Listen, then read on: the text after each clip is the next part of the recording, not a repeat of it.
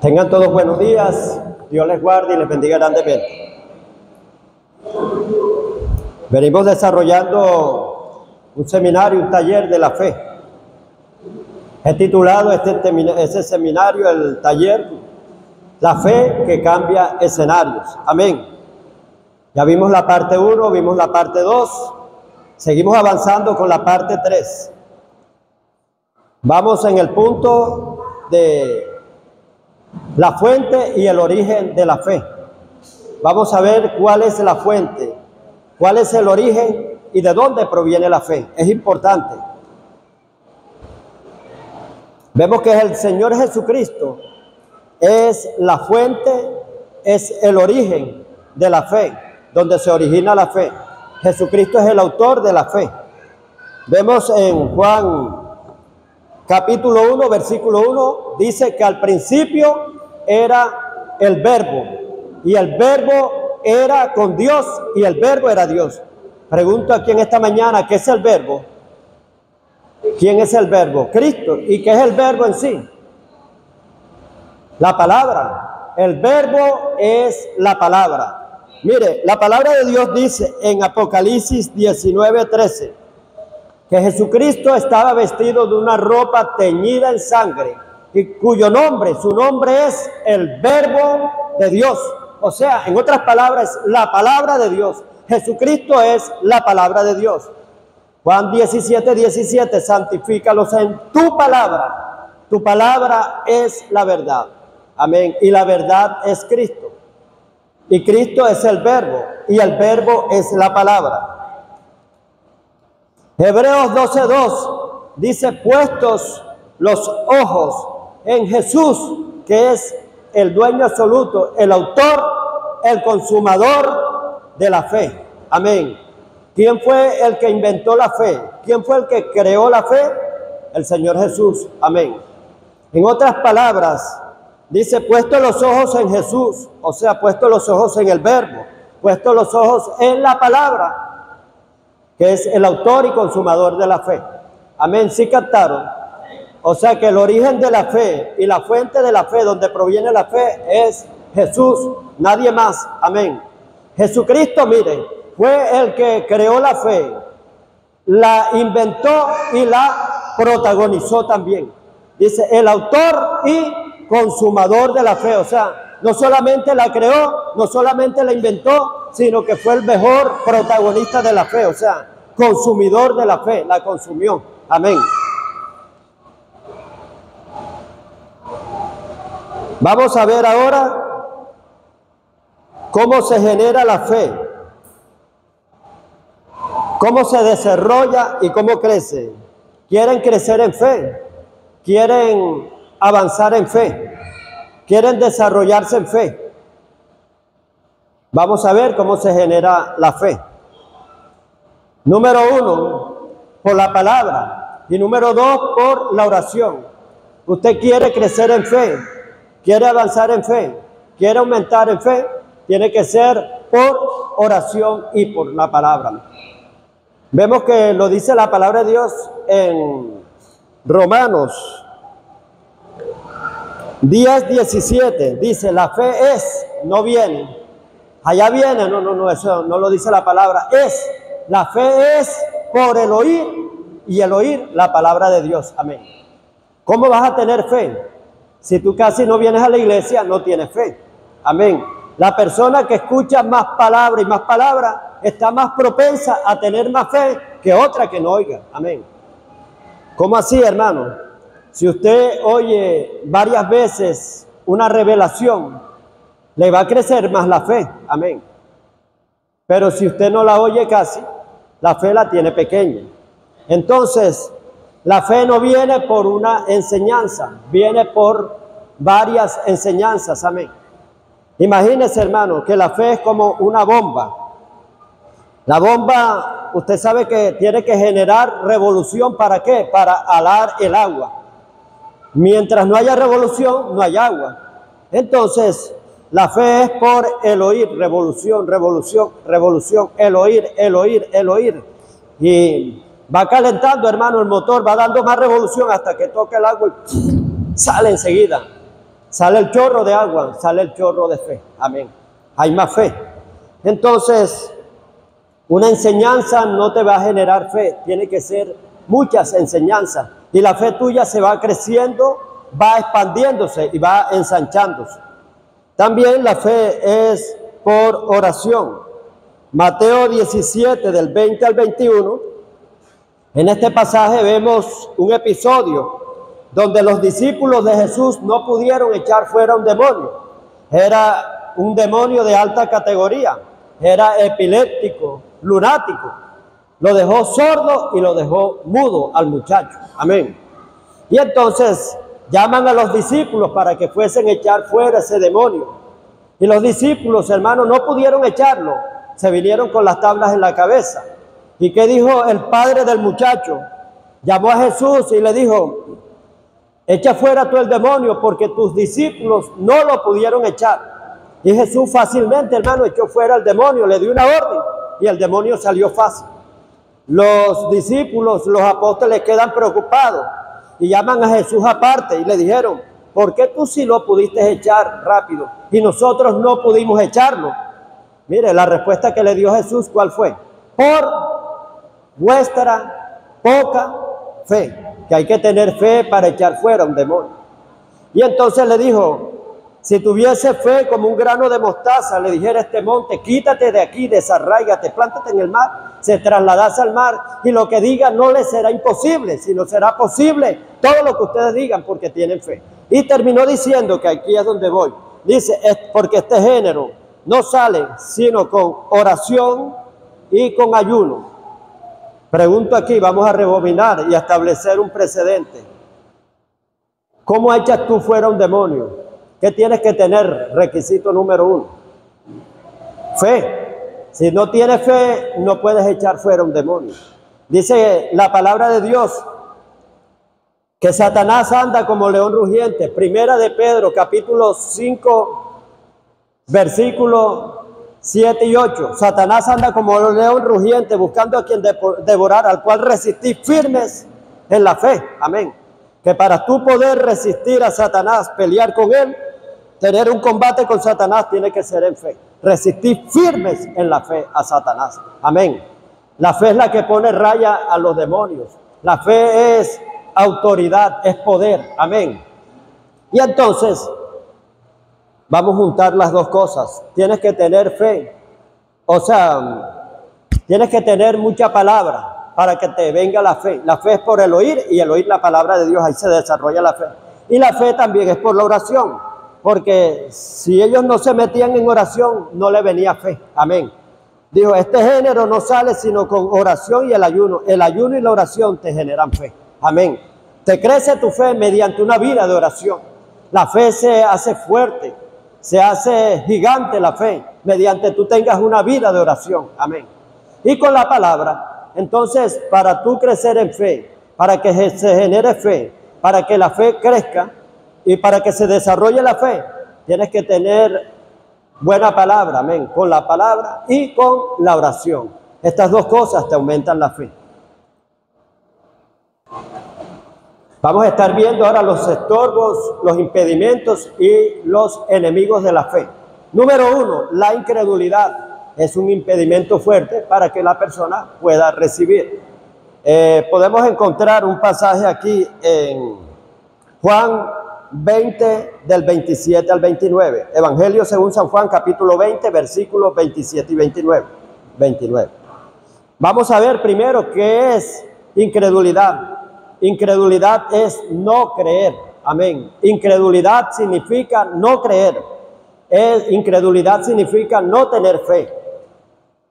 Dice: luego dijo a Tomás: pon aquí tu dedo y mira mis manos. Le dijo el Señor Jesucristo a Santo Tomás: y acerca tu mano y métela en mi costado. Y no seas incrédulo, sino creyente. Una exhortación fuerte. Amén. Hay gente que se molesta porque le digan incrédulo. Aquí lo está diciendo el Maestro, el Señor Jesucristo: me llamó incrédulo. Hermano, hay cosas que no se pueden maquillar, que tienen su nombre, y hay que decirlas cómo se llaman. Amén. Jesús le dijo, porque me has visto, Tomás, creíste. Bienaventurados los que no vieron y creyeron.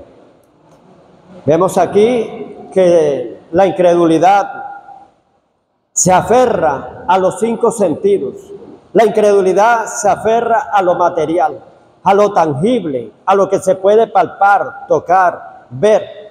Por eso es que ese dicho se ha expandido notoriamente. Hay muchos que dicen, yo soy como Santo Tomás. Y yo lo decía, hermano, en el mundo ese era mi dicho favorito. Porque para mí fue difícil, hermano, creer en lo sobrenatural. ¿Por qué? Porque cuando uno está pequeño, a veces la fe de usted va creciendo, pero se puede desvanecer. Un niño lo cree todo. Yo fui un niño de bastante fe, pero después cuando ya entré en el bachillerato, empiezan a darme estudios de filosofía y empiezan los famosos filósofos, que había uno que era el pragmatismo. Pragmático es, o sea, que tú crees algo que tú tocas y ves, que es tangible, pero lo que te están contando, eso no lo creas. Entonces, eso es basado en lo material, que es un materialista, el que cree en lo visible, en lo material, lo que se puede palpar, lo que se puede tocar, lo que está basado en los 5 sentidos, más nada. El otro dice, sí, yo lo leí, eso era. El otro, sí, yo lo toqué. El otro, sí, yo lo vi. El otro, yo lo oí. El otro, yo lo saboreé, el paladar. Entonces, ahí sí creen, porque ya la evidencia de ello está basada en lo que pueden tocar, en lo material. Entonces, pero en cosas sobrenaturales no creen. Y yo me basaba en eso, en el pragmatismo, que si no me demostraban algo físicamente, material, yo no lo creía. Me fui endureciendo y me volví material. Es más, que después me volví ateo, con algo que escuché. Yo era seguidor de, cuando ya empecé a estudiar en la universidad, artes plásticas, era seguidor de Salvador Dalí, un gran pintor surrealista. Y él explicaba que Dios solamente estaba en la mente del hombre, que Dios no existía, que solamente estaba en la imaginación y en la mente del hombre. Y explicaba otras cosas más y yo terminé de endurecerme más, hermano. Y ya después, cuando ya entro a Cristo, o sea, busco a Cristo por una disciplina, por darle una disciplina a mi familia, que no se perdieran en el alcohol ni en otras cosas, y que mis hijos estuvieran ahí, o sea, para que estuvieran derechitos. Pero quiero decirles sinceramente, yo no creía en Dios. Es más, que yo todavía estaba en la iglesia y duré como medio año, hasta casi un año sin creer en Dios, sino iba por ir y por buscar una disciplina. ¿Sabe cuándo lo creí? Cuando al año me ungen de anciano y me envían a echar fuera un demonio. Y cuando voy allá veo lo sobrenatural, los demonios manifestándose. Una señora que era bien gorda y de todo, y no podían con ella. Y empezamos a declararle la palabra y el demonio se sujetó. Y veíamos, una vez me tocó hacer una liberación con mi esposa, nuevecita. Y en la misma iglesia el pastor mismo nos puso a que le hiciéramos liberación a una señora que se robaba el show todo el tiempo en la iglesia. Y creían que la tomaba el Espíritu Santo, pero no, lo que estaba era endemoniada. Y ese espíritu habló que él tenía una misión de destruir a la iglesia. Vino a destruir esta iglesia. Y nosotros ministrándole y declarándole la palabra, en eso Dios usa a mi esposa, que ella dice, la sangre de Cristo tiene poder. La sangre, cuando le nombró eso, el demonio enseguida salió. Y yo dije, esto funciona. Me fui dando cuenta de que existía lo sobrenatural, que las manifestaciones demoníacas no las hacía por querer hacerlas, que habían cosas sobrenaturales, o sea, que estaban fuera de lo normal. Y ahí ya fui creyendo. Yo dije, si existe el mal, existe el bien. Entonces vivimos en un mundo que está más alimentado, o sea, por lo materialista. Está alimentado, o sea, por lo que vemos, por lo que tocamos. Y estamos propensos a ser incrédulos. Quiero decirle, hermano, que el hecho de estar en una iglesia 20 años, 30 años, nadie está exonerado a que no sea incrédulo. Vemos Santo Tomás, hermano. Tuvo el mejor maestro, tuvo el autor y consumador de la fe, tuvo el creador de la fe, se congregaba con el que creó la fe. Se congregaba con el que inventó la fe. Se congregaba con el que consumió la fe, el mejor protagonista de la fe que fue Jesús. Se congregaba con el mejor maestro, hermano, con el hombre más grande de fe que fue Jesús. Hermano, y era incrédulo. Cuando le dijeron, Tomás no sabe, Tomás era el único que no estaba allí, que se apareció Cristo ya cuando resucitó y estuvo aquí. Y él le dijo, si yo no lo veo, no lo creo. Mire todos los argumentos que puso, hermano. Claro que eso está antes. Él dijo, si yo no metiere, por Jesús, hermano, supo estas palabras y por eso se le está diciendo aquí. Jesús le dijo, luego dijo a Tomás, pon tu dedo y mira mis manos, porque él dijo, si no metieren mi dedo en la llaga de él, no lo creo, no lo creo. Ver para creer a mí. Pero aquí, o sea, meter el dedo era el sentido de ¿qué? Tacto. Amén. Uno de los 5 sentidos es el tacto. Dijo, sí, mi hermano, a Jesús le habían metido un clavo. Y la gente incrédula, hermano, busca lo exacto. Anda con 1 metro midiendo. Ah, no, aquí tiene medio milímetro. Esto no lo creo. Y todo lo mide. Y dijeron una palabra y ya, será así. Y empiezan, hermano, confirmación, confirmación. Amén. Entonces, fe es la certeza de lo que se espera y la convicción de lo que no se ve. Él dijo, si no metiere el dedo en la llaga, o sea, iba a meter el dedo para medir el tamaño de la llaga. Amén. Y dijo, y si no metiere mi mano en el costado donde le metieron la lanza, y si yo no lo viere, no lo creo. Dijo, si no lo veo, no lo creo. Sentido de la vista, sentido del tacto. Los 5 sentidos son enemigos de la fe. Entonces aquel que anda buscando evidencia, anda buscando todas estas cosas, hermano, eso es incredulidad. Amén. Y entonces le dijo el Señor Jesús, Tomás, mete tu mano, mete tu dedo en mi llaga. Le dijo, mete tu mano en el costado. Y dijo, porque me has visto, has creído. Le dijo, no seas incrédulo, chico, sino creyente. Amén. Entonces le llamó, hermano, incrédulo a Santo Tomás, uno de los 12 apóstoles que habían sido enseñados por Jesús. Amén. El mejor maestro del mundo, de todos los tiempos, Jesucristo. Y él tanto que anduvo con Jesús, nunca tuvo fe. Amén. Y a los que no tienen fe, ¿cómo se le llama? Incrédulo. O sea, hay gente en la iglesia que hasta usa términos malos que no debieran usarlos si son hijos de Dios. Increíble, esto es increíble, hermano. ¿Cómo se dio ese milagro? Increíble. Quiere decir ausencia. Amén. Increíble creer, o sea, ausencia de creer. Entonces, esa palabra es de incrédulos. El que dice es increíble, o sea, que no se puede creer, él mismo se está poniendo la traba encima, la negatividad. Amén. Usted puede decir asombroso, maravilloso. Amén. Esa expresión sí la puede decir. Maravilloso. Amén. Asombroso. Pero no puede decir, hermano, increíble. Increíble es aquello que no se puede creer. Amén. Otro es la duda, otro enemigo de la fe. Marcos 11:23. De cierto, aquel que le diga a este monte, quítate, desarráigate y plántate en el mar, y no dudare en su corazón, lo que diga le será hecho por lo que ha dicho. Amén. Entonces, aquí un requisito para trasladar montes, para hacer cosas asombrosas, es no tener duda. Dice, si no dudare en su corazón, le será hecho. Amén. Dice Santiago 1:5, todo aquel que tenga falta de fe, dice, de sabiduría, amén. Todo aquel que tenga falta de sabiduría, pídala a Dios, el cual se la dará abundantemente y sin regañarlo, sin reproche, sin exhortarlo. Le dará abundante fe. Pero pida no dudando. Aquí mencionan la duda, que vas a tener bastante sabiduría, pero si no dudas, amén.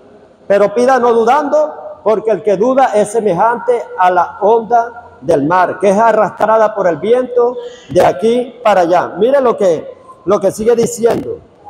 Pues quien tal haga, que reaccione de esa manera, no va a recibir cosa alguna del Señor. Amén. O sea que el que tenga duda y pida con duda, jamás va a recibir cosa alguna del Señor. Amén. Entonces, ¿qué quiere decir? Que la duda es un estorbo. La fe no debe de ser mezclada con la duda. Amén. Donde haya mezclas, ahí no te van a dar nada. Hay gente que tiene fe y tiene duda, ambigüedad, es ambiguo. ¿Qué es dudar? Es divagar entre uno o más pensamientos. Tú tienes que tener la fe solamente tiene un solo pensamiento, óigalo bien. La fe tiene un solo pensamiento y una sola confesión. ¿Cuál es? La palabra de Dios. Amén. Pero si tú declaras la palabra de Dios y declaras dudas, sí será. Agarro por aquí o por aquí. ¿Cuál camino tomaré? ¿Cuál será? Ese es divagar entre uno o varios pensamientos. Amén. Tú tienes que estar fijo, o sea, porque la fe es como una convicción interna. Amén. Porque la fe lo expliqué en la clase pasada, que es espiritual. Eso está en el ámbito espiritual y la fe radica en el espíritu del hombre, teniendo el mismo espíritu de fe. Eso está en 2 Corintios 4:13. Pero teniendo el mismo espíritu de fe, la fe es un espíritu, hermano, teniendo el mismo espíritu de fe, creí, por lo cual hablé. O sea, una confesión en ese espíritu de fe que es la palabra de Dios. La fe solamente tiene una sola confesión, un solo pensamiento, una sola dirección, que es la palabra de Dios. Amén. De ahí no te puedes salir, porque la fe está anclada en la palabra de Dios. La fe reposa sobre un solo documento legal, escritural, que es la palabra de Dios. La fe es base sólida, que reposa sobre la palabra de Dios. Amén. Entonces, por eso que la fe no debe de ser mezclada con duda. La fe solamente tiene un solo pensamiento, una sola confesión, una sola expresión, y es la palabra de Dios. Otro enemigo de la fe, tercero, es el temor y el miedo. ¿Qué es el temor y qué es el miedo? El temor y el miedo es la certeza de lo que se espera y la convicción de lo que no es. Es una fe invertida, es una fe negativa. Se aplica a la misma definición de fe positiva. Amén. Número 4. La ignorancia o la falta de conocimiento es un estorbo para que se nos den las cosas. Mírenlo bien, copia este principio. Una mala información va a producir un mal resultado. Amén. Una mala información que tú no manejes bien, no estés claro ni nada, te va a dar un mal resultado. Como cuando tú vas a hacer algo y tienes dudas, ¿será así o no será así? Lo vas a hacer mal. Amén. Pero si tú tienes buen conocimiento, lo vas a hacer claro. Amén. La palabra de Dios dice en Mateo 12:24. Entonces respondiendo Jesús les dijo, ¿no erráis? Le preguntan, ¿no erráis por esto? Porque ignoráis las escrituras y el poder de Dios. Amén. ¿No erráis por esto? Le dijo a los fariseos y a los otros. ¿No erráis por esto? Le dijo así, porque ignoráis las escrituras y el poder de Dios. El que ignore las escrituras, hermano, vemos que va a fallar. Nada le va a salir bien. Pero cuando tú conoces las escrituras cabalmente, eso te va a hacer salir derechito. Mire, dice la palabra de Dios, la clave está aquí, en Josué capítulo 1, versículo 7. Sé muy valiente para poner por obra la palabra. Nunca se apartará de tu boca este libro de la ley, sino que de día y de noche meditarás en él para que guardes, no solamente retengas, sino hagas. Dice, hagas conforme. Aquí es donde está la clave, hermano. Conforme, igualito a lo que está escrito. Amén. No parecido, no más o menos, sino igualito a lo que está escrito, a la misma fórmula que di, sin alterar. Amén. Para que hagas conforme a lo que está escrito. Entonces, tú mismo, no yo, tú mismo harás prosperar. Entonces harás, no dice yo te voy a prosperar tu camino. No dice Dios así, sino harás. Eso eres tú. Harás prosperar todo tu camino, pero cuando emplees bien la fórmula. Y cuando emplees bien la fórmula, conocerás la verdad. Y la verdad te hará libre. Si mis palabras permanecen en vosotros, eso está en Juan 8, 31 y 32. Si mis palabras permanecen en vosotros y vosotros en mis palabras, conoceréis la verdad. Y la verdad te hará libre. Es la permanencia, amén. Que tú hagas todo conforme a lo que está escrito, sin desviarte a la derecha ni a la izquierda. Aplicaste bien la fórmula y te da. Ahora sí se le revela por qué fulano es cristiano y no se le dan las cosas. Amén. Si fulano es un hombre de Dios, porque a veces hacemos las cosas más o menos. Mire, la Biblia dice, diezmarás indefectiblemente. Indefectiblemente, ese es Deuteronomio 14, la ley del diezmo. Amén. Indefectiblemente, sin defecto, conforme a lo que está. Que, por ejemplo, $100 son demasiado. No, yo creo que dando $80, ya con eso es suficiente. O sea, una persona que le toque dar, agarró una herencia o agarró cualquier cosa, hermano, o hizo un negocio grande, o vendió una casa o algo así. Y entonces dice, da toda esta cantidad de dinero. Y a veces das el 1% de diezmo, hermano. Porque ve que al poner el 10, eso es grande. Si la vendió, por ejemplo, en decir algo, la vendió en $5,000, vamos a poner, le toca dar ¿cuánto? Sí, $500, dice, $500 es bastante. Yo voy a dar 100. ¿Usted cree que va a ser prosperado, no? Dice la palabra, diezmarás indefectiblemente, o sea, sin defecto, perfectamente. Amén. Y por eso es que no vemos resultados. Así es la fe.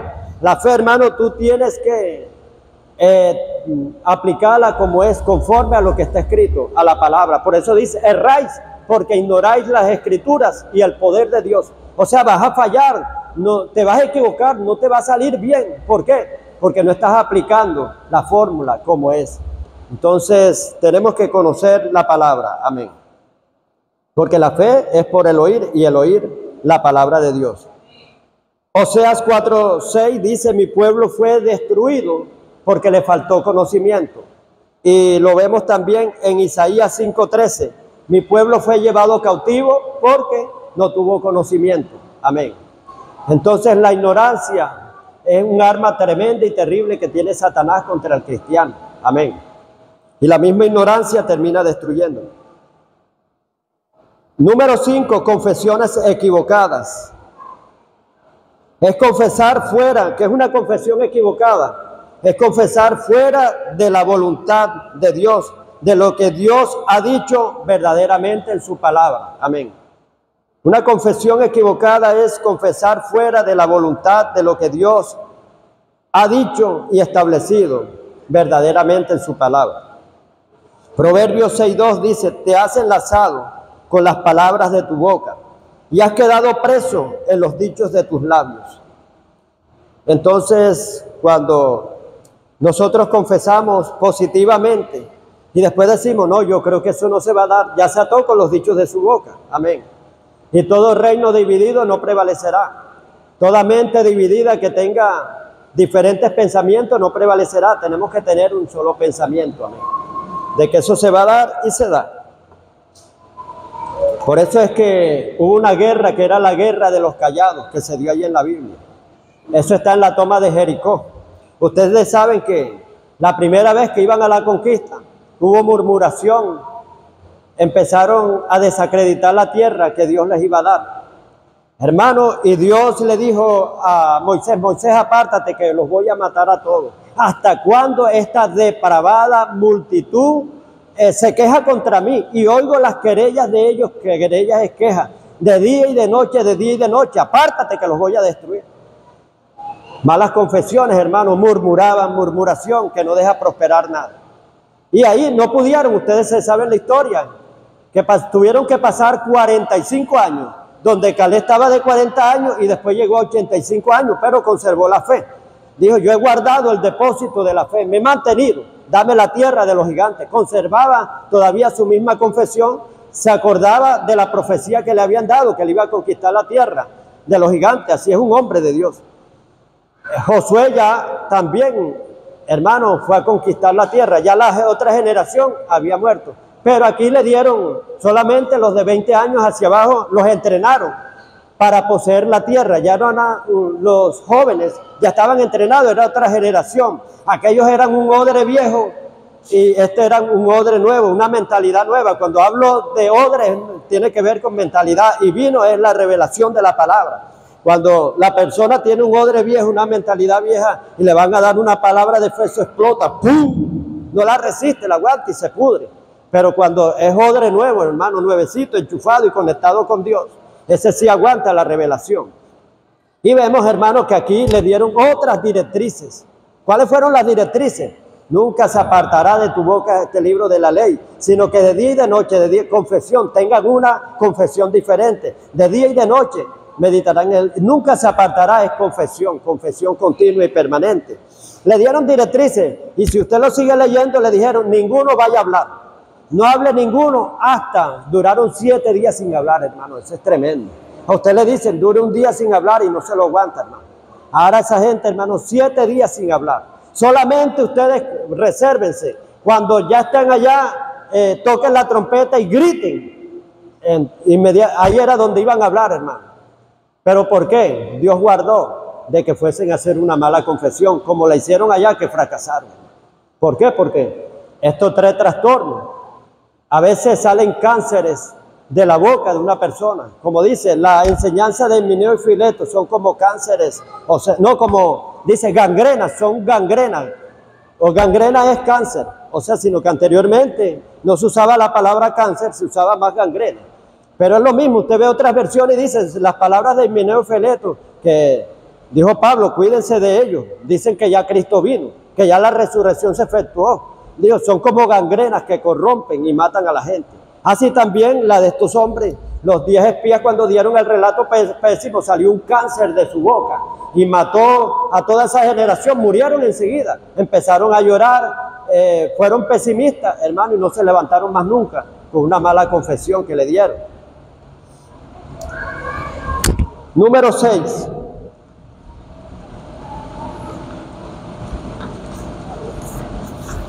Falta de perdón. Marcos 11, 22 al 26. Dice, tened la fe de Dios, porque cualquiera que dijere este monte, quítate de aquí, desarráigate, plántate en el mar, y no dudar en su corazón, lo que diga le será hecho por lo que ha dicho. Y dice, y otra vez os digo, todo lo que pidiereis orando, creed que lo recibiréis, y os vendrá. Dice, pero acuérdate si alguien tiene algo contra ti, porque si no perdonáis las ofensas, vuestro Padre tampoco perdonará vuestras ofensas. O sea, que un impedimento para que Dios te dé algo es que tenga raíz de amargura, falta de perdón. Porque aquí vienen hablando, número 1, de fe, tener la fe de Dios. Después dice de la confesión hablada a través de la oración, intercesión. Cualquiera que le dijera este monte, quítate, autoridad. En el poder de la oración, oración de autoridad y de poder. Y después te dicen de la otra oración de petición. Ahí mismo dice, cualquiera, todo lo que pidieres en oración, que creyendo, cree que vendrá. Amén. Y dice, Dios vendrá. Y dice, y si te acuerdas, o sea, que alguien tiene algo contra ti, perdónalo, dice. Porque si no perdonáis las ofensas de los demás, vuestro Padre. O sea que es un impedimento recibir. Y si nosotros estamos llenos de amargura. Amén. Aquí lo ponen como un estorbo de la oración. Seguimos con la número 7. Los 5 sentidos son grandes enemigos de la fe. ¿Por qué? Porque usted, como Santo Tomás, si yo no lo veo, si yo no toco, si yo no lo huelo, si yo no lo saboreo, si yo no lo oigo, yo no he oído nada. Hermano, no lo cree. Entonces vemos que los 5 sentidos son enemigos de la fe. Pero quiero decirle que existen otros 5 sentidos, aparte de esto, que son los sentidos espirituales. Que la fe espiritual se mueve con los otros 5 sentidos espirituales, no con los sentidos físicos. Amén. Esos sentidos se desarrollan, como lo dice Hebreos 6, que el alimento sólido y maduro es para los que han alcanzado madurez, los que tienen, por el buen uso de la palabra, sus sentidos espirituales bien ejercitados por el buen uso de la palabra. Cuando tú, hermano, sabes bastante palabra, se te van a desarrollar los sentidos espirituales. Y ahí mismo te va a generar una fe que está en el ámbito espiritual. Inmediatamente, un sentido espiritual, pastor, dígamelo, para ver, compruébemelo con la palabra. Nadie oía la lluvia, ¿verdad? La escuchaba cuando dijo, una gran lluvia, se oye una gran lluvia. Una gran lluvia viene, ya lo vio por la vista, en visión espiritual, y dijo, y una gran lluvia se oye. Hermano, usted a veces, yo lo he presenciado, me ha pasado por aquí, sobre todo en estos lugares así. Y en la lechuga me pasaba. que la lluvia venía lejos, claro que esto es físico, amén. Y usted oye que, y de repente cae el chaparrón y viene, usted ve cuando vienen sonando las gotas. Claro, eso es en el plano físico, pero eso también será en el plano espiritual, como le pasó a Elías. Elías dijo, una gran lluvia viene, se oye una gran lluvia, lo oyó con los sentidos espirituales. Y acá ni siquiera, hermano, 3 años y medio sin llover, había una sequía enorme. Entonces los 5 sentidos espirituales se desarrollan. Tú hasta hueles el perfume, olores agradables. Puedes ver, puedes hasta oír una voz, una conversación, una palabra de Dios que te la dio y tú te agarras de esa palabra con una garantía, un aval y un aval y un aval, y eso se te da. Los demás te dicen, mire, la fe no es por lo que tú oigas, no es por lo que tú sientas, no es por lo que te digan, amén, sino es por lo que Él dijo y lo que está escrito en su palabra, amén. No te muevas por lo que oigas, por lo que sientas, por lo que veas, por lo que te digan, sino por lo que Dios dijo. Y si Dios te da una palabra, agárrala, hermano. Caleb, un ejemplo de esto, le dieron una palabra, hermano, que él iba a conquistar la tierra de los gigantes. Habían pasado 85 años y él no se lo olvidó. Él dijo, todavía es mi fuerza, como cuando tenía 40 años. Habían pasado 45, tenía 85, como para entrar y salir a la guerra. Me siento tan joven todavía, amén, como para entrar y salir a la guerra. Escucha, le dijo a Josué, tú estabas ahí cuando Moisés nos habló a los dos y nos dio esa palabra, amén, le dijo así. Y Josué, no hay problema, te doy la tierra de los anaseos, conquístala. Un viejito de 85 años le tocó la parte más difícil, donde estaban los gigantes. Y dice que él fue el primero, hermano, que conquistó sin problema y sin nada. Porque dice, yo he guardado y he seguido cumplidamente la palabra de Jehová. He guardado el depósito de la fe. Nunca se le olvidó. La tenía aquí, hermano, estable y perenne. Amén. Vamos a ver, vamos a dejar el octavo obstáculo, que es uno de los más importantes, para explicar algo aquí. 4 pasos para obtener un milagro. Los 4 pasos para obtener un milagro. Número 1, usted tiene que oír bien, atentamente. Número 1, ¿cuál es? Oír atentamente. Número 2, guardar. Número 1, oír atentamente. Y después, número 2, creer. Amén. Porque al tú oír, la fe es por el oír. Al tú estar oyendo, se te genera una creencia, una fe. Amén. Número 1, oír. Número 2, creer. Número 3, guardar. Y número 4, actuar. Acción. Amén. Le voy a dar un ejemplo en la Biblia. La mujer del flujo de sangre tenía 12 años padeciendo de esa enfermedad. Y dice que ella oyó, número 1, oyó la fama de Jesús. Número 1, oyó. Empezó a oír los milagros que hacía Jesús. Jesús era la solución para todo, que Jesús sanaba toda enfermedad. Y de tanto oír y oír, eso que le generó, el creer, la fe. Y la fe la guardó, la tenía aquí intacta. Ella tenía su fe guardada, pero cuando llegó la oportunidad que Jesús iba pasando por ahí, ella no se quedó oyendo, ella no se quedó creyendo, ella no se quedó guardando. Hay gente, hermano, que te predica de fe y tiene bastante fe, pero fe guardada nada más. Pero de llevarle una acción, ahí sí no. Y entonces ella ya tenía 3 cosas, había oído, había creído y había guardado. Pero cuando llega la oportunidad enseguida, salió, hermano, mire, la fe indica riesgo, atrevimiento, osadía, locura, amén. Esta mujer, hermano, mire, en ese tiempo había una ley que tenía que estar encerradita ya. ¿Por qué? Porque si en ese tiempo una mujer tenía la costumbre, la menstruación que le daba por 4 días, tenía que estar encerrada. Ahora, 12 años con esa fuente. Era una fuente, un chorro de sangre constante. Y quizás el olor putrefacto, todas esas cosas. Tenía que estar encerradita. ¿Por qué? Porque pecaba al dejarse ver de otro, al dejarse tocar de otro. Y entonces, si había, hermano, restricción contra las mujeres que le daba el periodo, ¿qué tal con una persona así? Que era una fuente de sangre todo el tiempo. Esta mujer no se quedó en casa. Ella oyó de la fama de Jesús y ella dijo, no, yo voy a salir de aquí. Amén. Si ella se quedaba ahí, se iba a morir. Hay que tomar una decisión. Amén. La fe es tomar decisión. Ella salió de su casa, hermano, expuesta a que la apedrearan. Y ella tenía que salir gritando en ese tiempo, soy inmunda, soy inmunda, soy inmunda. El problema no era la enfermedad, sino la vergüenza tremenda. Era una vergüenza que llevaba toda su vida, hermano. En que toda la gente allá donde la inmunda, quizás hablaban de la inmunda. Porque en ese tiempo era fuerte, hermano. Y ella no se quedó en su casa, ella se atrevió.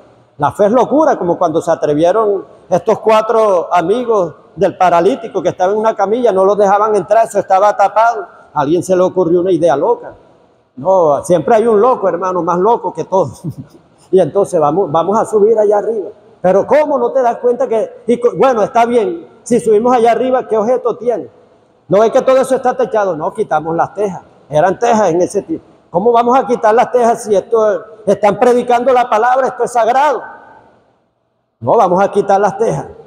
Hermano, alguien admirable era el paciente. Porque cualquiera no se deja subir por 4 locos allá arriba, hermano. Que lo vayan a subir, dicen, no, si yo estoy paralítico, me dejan caer de allá y me vuelvo más loco, me reviento la cabeza. Déjenme mejor como estoy.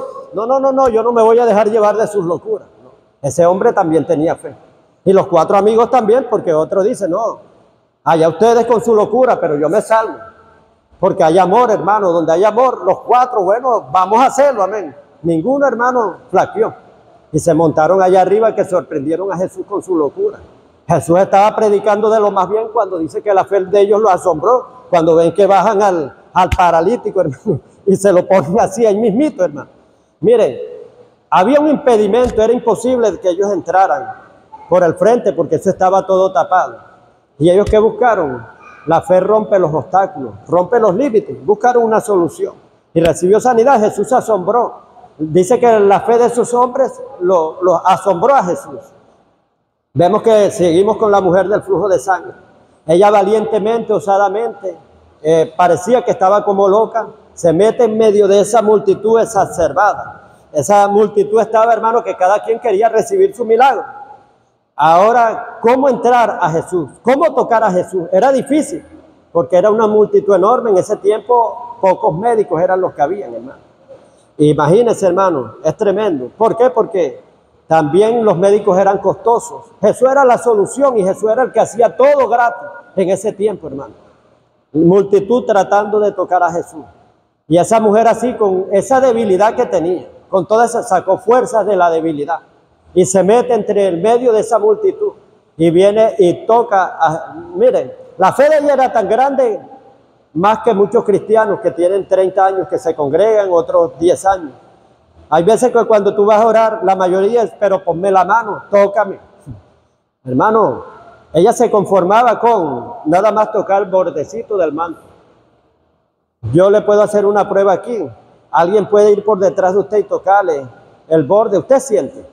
No siente nada. Ninguno de nosotros no toca nada. No siente nada si le tocan parte, hermano, de su vestido. Y por detrás menos, hermano, sin ver. Y sobre todo cuando hay una multitud enorme, peor todavía, hermano. Y entonces, ella lo que toca a Jesús, inmediatamente Jesús sintió que se descargó. Porque Jesús oraba toda la noche y esa es una enseñanza que vamos a traer aquí, parte de la oración. Bueno, hermano, y Jesús, hermano, se descarga totalmente. Dijo, ¿quién me ha tocado? Y le dice Pedro, pero mi Señor, ¿qué pregunta es esa? Estás preguntando quién te ha tocado si la multitud te oprime, te está exprimiendo, te está golpada, te estruje de aquí para allá y todavía preguntas quién te ha tocado. Y él dijo, alguien me ha tocado porque poder ha salido de mí. No era un toque igual que los demás, era un toque diferente, hermano. Vemos, o sea, que esta mujer sintió miedo. Jesús dijo, ¿quién me ha tocado? Y esa mujer trató de esconderse. Hay versiones ahí en la Biblia, o sea, donde dice que ella trató de esconderse, de ocultarse. Pero al verse ya que ya no podía, estaba ya delatada ya, dijo, Señor, yo fui el que te toqué. ¿Sabe por qué ella tenía miedo? Porque ella estaba inmunda, amigo. Si nada más pues ella por tocar a cualquiera era apedreada en ese tiempo, era una ley en ese tiempo. Ahora cuánto más tocar a un maestro rabino, amén. Jesús era un maestro rabino, por eso fue que Nicodemo le dijo, rabí, Lo llamó rabí, reconocía el ministerio. Sabemos que has venido de Dios porque nadie puede hacer estas señales. Sabemos era que ocultamente lo reconocían. Los fariseos se reunían en grupitos y decían, ese hombre es de Dios, pero no se atrevían a decirlo abiertamente. O sea, desde que él dice sabemos era porque era un grupo. Amén. No era el solo. Dice, sabemos que has venido de Dios. Y se le presentó de noche escondiéndose, dice, porque nadie puede hacer estas señales si Dios no está con él. Y vemos, hermano, que era un delito bien grande tocar un maestro rabino y sobre todo estando en inmundicia. Esa mujer ahí tenía la muerte segura, hermano. Y ella por eso fue que no quiso decir, se ocultó, pero al verse así, ya delatada, dijo, Señor, yo fui la que te toqué, porque decía, si tan solo tocare el borde de su manto, seré sana. Amén. Entonces aquí, ¿qué aplicó esta mujer? Número 1, oyó de la fama de Jesús. Número 2, creyó. Y quito guardar y pongo confesar. Y número 3, confesó. Creí por lo cual hablé. No puede haber milagro si no hay confesión. Decía el apóstol Pablo, creí por lo cual hablé, confesé. Amén. Ella decía, porque yo decía que si tan solo, iba repitiendo, cuando iba en el camino, si tan solo tocar el borde de su manto seré sana. Si tan solo tocar el borde de su manto, si tan solo tocar, iba confesando y confesando y confesando y confesando. Número 1, oyó. Número 2, creyó. Número 3, confesó. Y número 4, accionó y tocó. Y cuando ella toca, hermano, porque ella sola recibe la sanidad y los demás, no hay registro que los demás recibieron. Vemos que Jesús era el poder, la fuente del poder, y ella tenía fe. Amén. Cuando se encuentra la fe y el poder, hay una demolición, hay una explosión en el mundo espiritual. Amén. Porque a veces tú te puedes encontrar con el poder, pero si tú eres incrédulo no pasa nada. Jesús hizo pocos milagros en su tierra a causa de la incredulidad de la gente. Él decía, hija, tu fe te ha salvado. Yo garantizo mi poder, pero tú tienes que garantizar la fe. Amén. El poder de Jesús está garantizado. Amén. Lo único que Él necesita es que tenga fe. No te he dicho que si crees verás la gloria de Dios. Le exhortó fuerte, hermano. Le llamó en un tono no suave. Amén. No te he dicho que si crees verás la gloria de Dios. Porque ella dijo, no, ya tiene 4 días, llegue ya.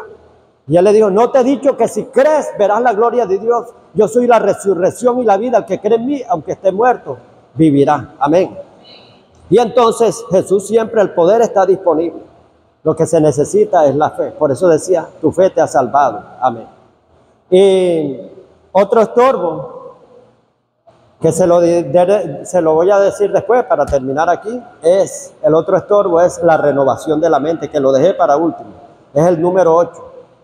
No tener una mente renovada es el estorbo más grande que tenemos para que se nos den las cosas, para que ocurran milagros, para proyectarnos. Porque todo radica aquí en la mente. Cuando alguien se convierte, el Señor le manda, lo primerito es renovar la mente. No conforméis a este siglo. Romanos 12:2, sino transformados en la renovación de vuestro entendimiento. Entendimiento es la mente. Para que puedas comprobar cuál es la voluntad de Dios, que es buena, es agradable y es perfecta. Cuando nosotros renovamos la mente, usted, hermano, va a tener fe. Amén. El renovar la mente, usted se va a quitar la duda. El renovar la mente, usted va a perdonar. El renovar la mente, hermano, usted no va a andar en malas confesiones. Todo se soluciona es renovando la mente. Dios les guarde y les bendiga.